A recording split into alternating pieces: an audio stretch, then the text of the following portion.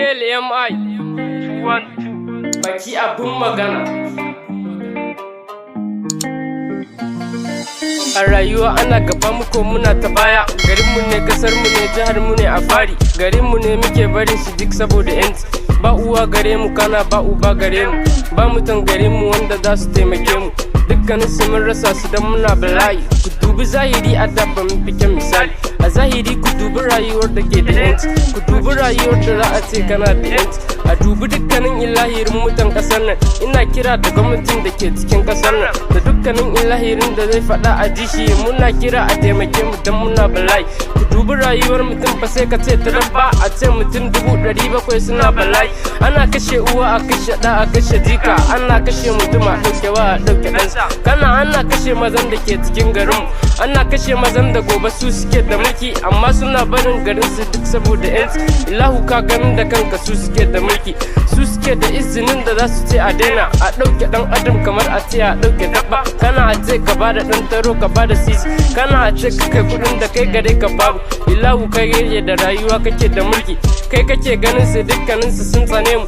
Ana kashe ɗan adam kamar a kashe dabba. Kana a ɗauke ɗan adam kamar a ɗauke dabba. Ni ya rasa uwa, wani diya, wani zika. Wani ya rasa uba, wani ɗa, wani ɗan uwansa. Sun yi na talaka za a sa ransa, abinda za a ci yana nema ya gagare sa.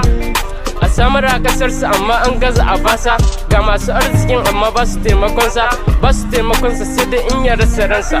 Ga masu ilimi an gaza a ba su aiki. Ga samari suna zaman banza an gaza taimakonsu. An gaza ba su aikin da za su dogara da kansu. Tallaka kullum ya cikin kasar mu farin ciki, shugabanninmu sun gaza bamu. Masu arzikin mu ba su taimakon mu, masu mulkin mu ko ba su tausayin mu.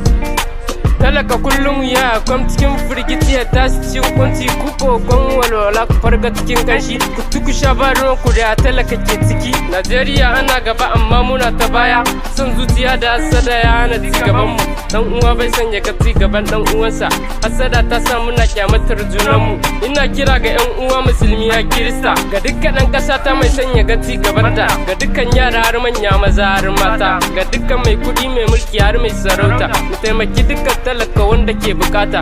Na fahimta hakan za ya samu turututa. Ilahu ina godiya baiwa da kai gare ni, kai idan gani gare ni baiwa ta waka ka bani. Uwa uba Allah saka muku da kairan, kun yi tarbiya gare ni, hanya mai kyau kun saka ni. Yan uwa san zuciya sada mu kauda, mu tsai da gaskiya zalunci sai mu kauda.